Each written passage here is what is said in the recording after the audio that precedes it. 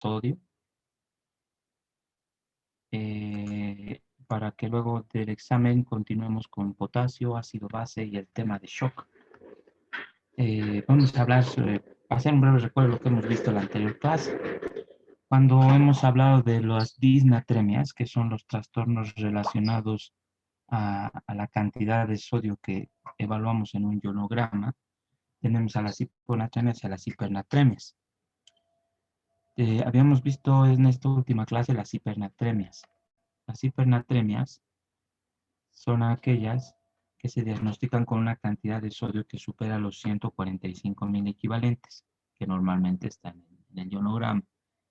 Muchas veces varía en relación al laboratorio, puede ser un poco más alto, pero siempre nos dan valores y rangos dentro de los cuales se consideran normales esos laboratorios. Generalmente es un sodio mayor a 145. Sabemos que el sodio es el principal catión extracelular y la importancia también ya la hemos visto en varias oportunidades. El sodio es el principal determinante de la osmolaridad plasmática. Y al ser tan importante para la osmolaridad plasmática, repercute a nivel celular con los cambios de osmolaridad y las presiones que va a ejercer.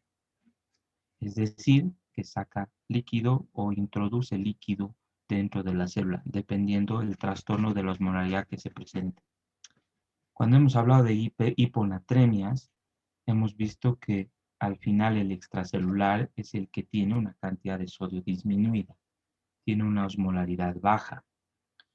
Y la célula resulta que va a presentar una osmolaridad más alta en relación al extracelular con el sodio bajo.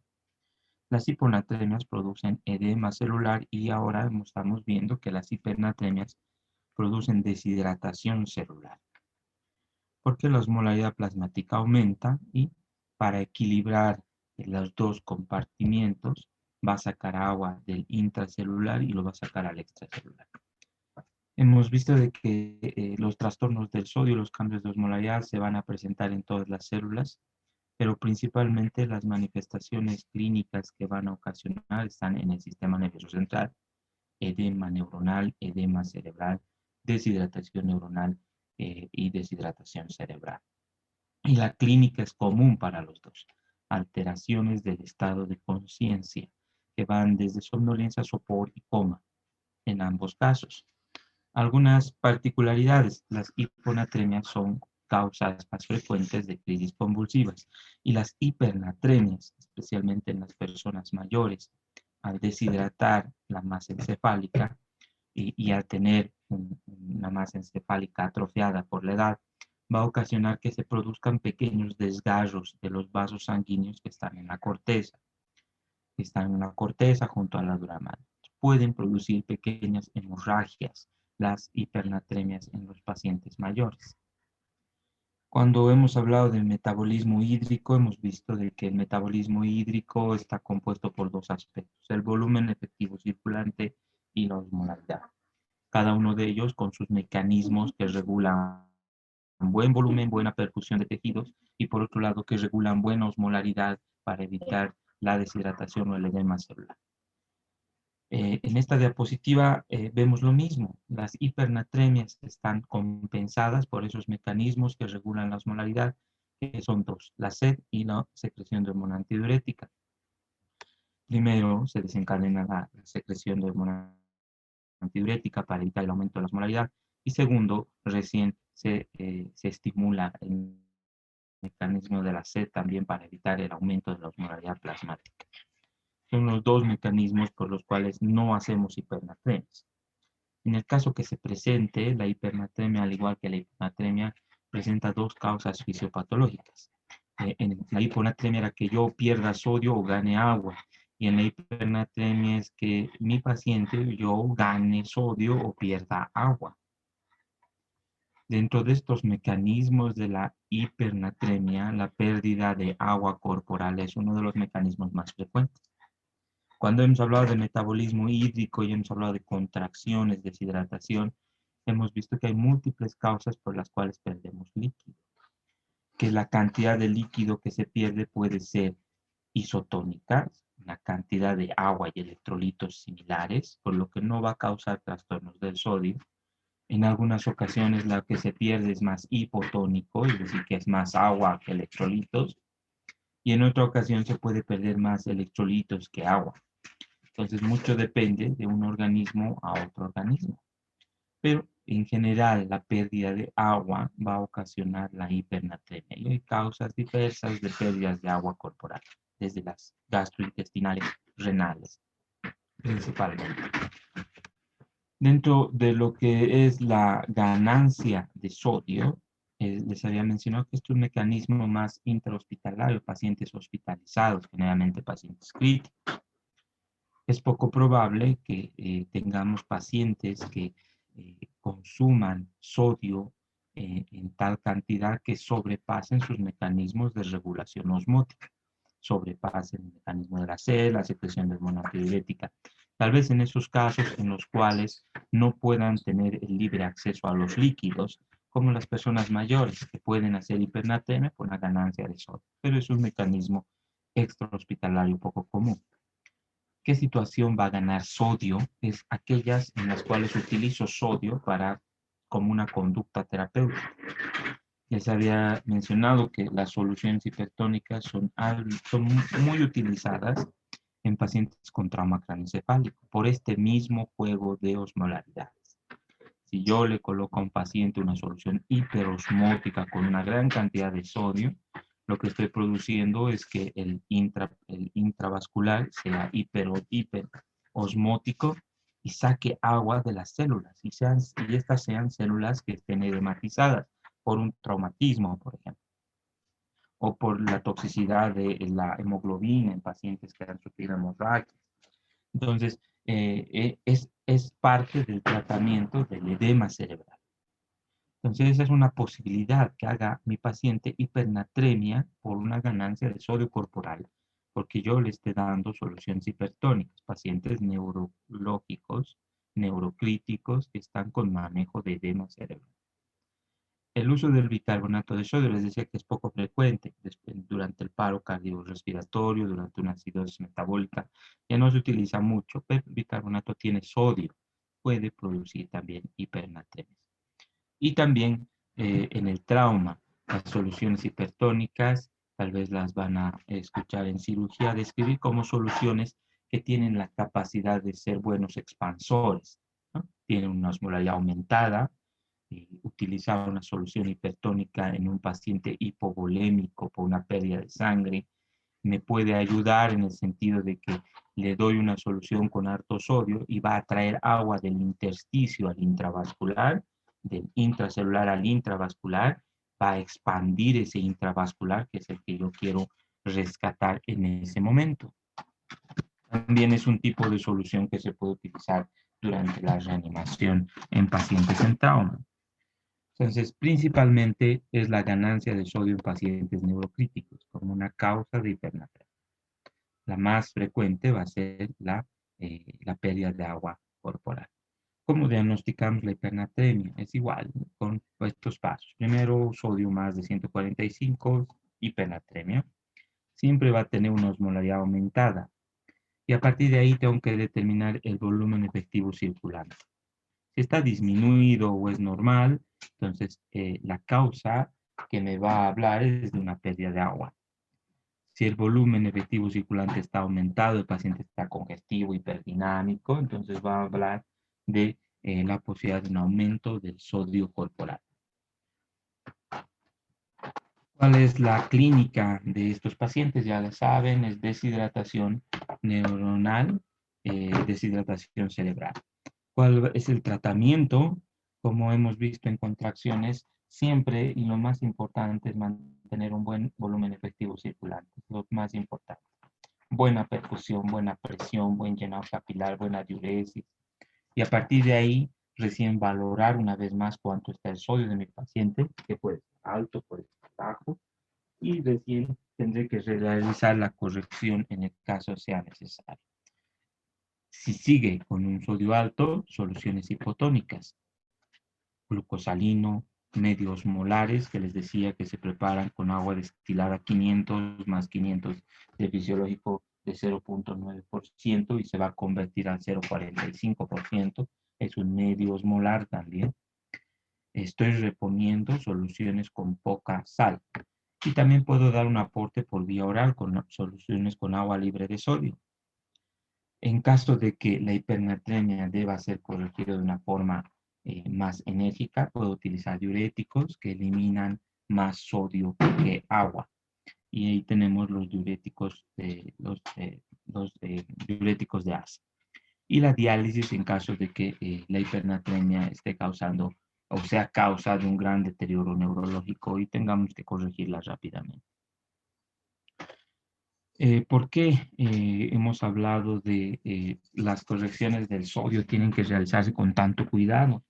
La hiponatremia, si recuerdan, hemos dicho que se corrige muy lentamente, de 8 a 10 miliequivalentes día, no más de 130 en el laboratorio, de 0,5 a 1 miliequivalentes hora.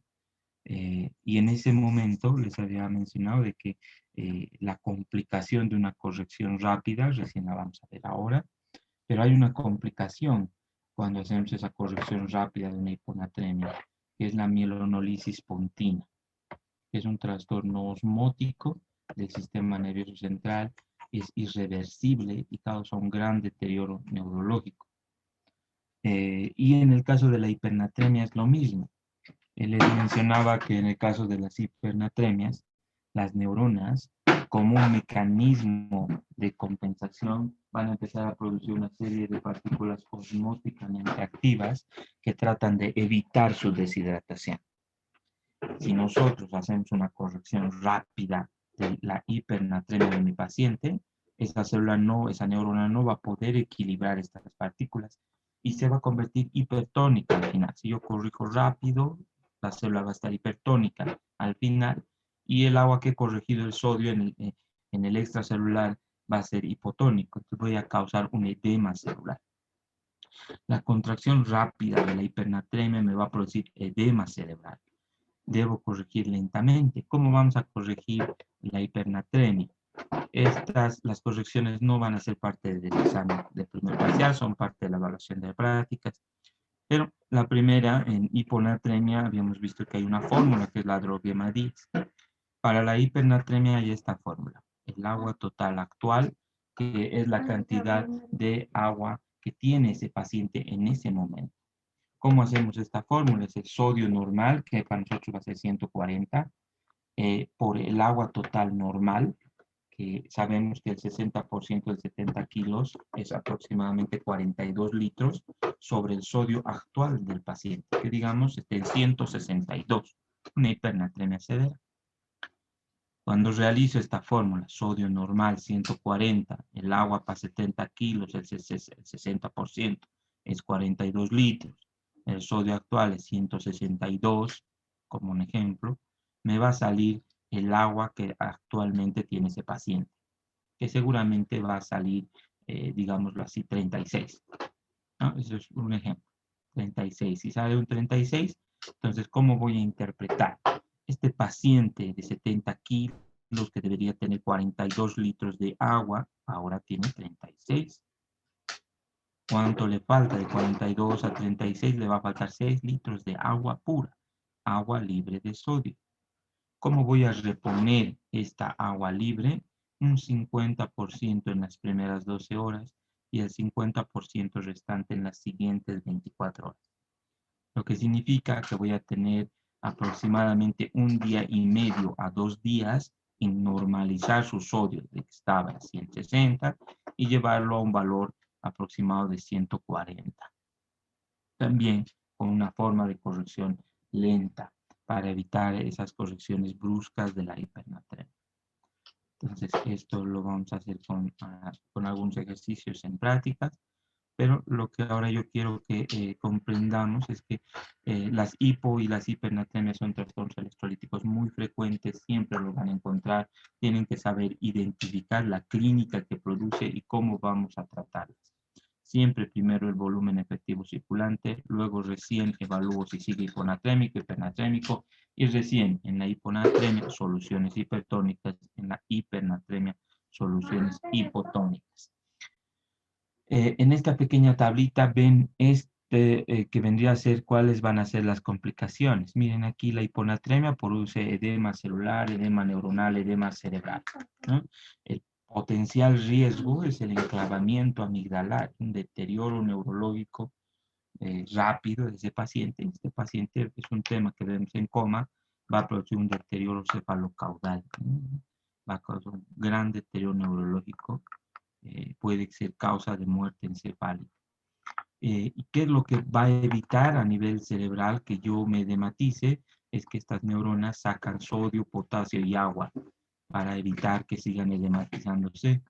Eventualmente van a sacar una serie de osmolitos que están dentro de la neurona, glutamina, glutamato, los van a sacar para que ya no se edematicen, ¿no? Y cuando yo hago una solución o corrijo esta hiponatremia con una solución hipertónica de manera brusca, que puedo producir la mielonolisis pontina central. Ese es el riesgo en la corrección rápida de la hiponatremia. La hipernatremia deshidrata la masa encefálica como mecanismo de compensación. Más bien estas neuronas introducen sodio y agua dentro de estas neuronas, tratan de evitar deshidratarse. Si sigue la hipernatremia, empiezan a producir osmolitos de glutamina, glutamato dentro de esas neuronas para evitar que se deshidrate. Si yo corrijo rápidamente la hipernatremia, le doy soluciones hipotónicas rápidamente, la complicación que voy a producir es edema cerebral, enclavamiento amigdalar, que es lo mismo que se presenta aquí, ¿ya? Entonces, las correcciones del sodio se realizan con mucho cuidado, se realizan lentamente y se tienen que realizar sabiendo estas posibles complicaciones. Dentro de las complicaciones y su frecuencia, el manejo de una hipernatremia rápida sí produce edema neuronal, edema cerebral, es mucho más frecuente que la complicación de la hiponatremia, que es la mielonolisis pontina. Entonces hay que tener más cuidado en las correcciones de la hipernatremia. En la corrección de la hiponatremia, yo he debido ver 2 pacientes con correcciones bruscas de sodio que han hecho mielonolisis pontina. Entonces, para que tengamos un conocimiento de esta iatrogenia, que es la mielonolisis pontina central, es un trastorno desmielinizante osmótico, es decir, pierde mielina por cambios de osmolaridad. Se hace por una corrección rápida de la hiponatremia, y esto va a ocasionar, o principalmente se presenta en pacientes que han hecho hiponatremias crónicas, que estén asociados con hipocalemia, que sean pacientes con alcoholismo, que sean pacientes con trastornos de malnutrición o trastornos hepáticos. Ellos se predisponen a hacer más rápidamente mielonolisis pontina central por esta corrección de la hiponatremia. ¿Y qué es esto que hemos dicho? Corregir rápido el sodio. Por eso tenemos metas para corregir el sodio. ¿Qué se caracteriza?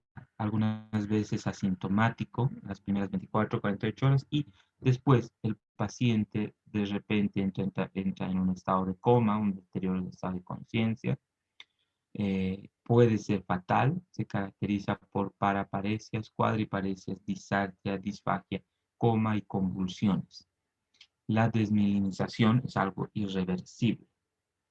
El tratamiento que debemos hacer una vez que yo sospeche de que la corrección ha sido rápida y que estoy produciendo una desmielinización es utilizar soluciones con dextrosa, corticoides y desmopresina, con la finalidad de evitar esos cambios de osmolaridad tan bruscos que estaría realizando si corrijo con soluciones hipertónicas rápidamente.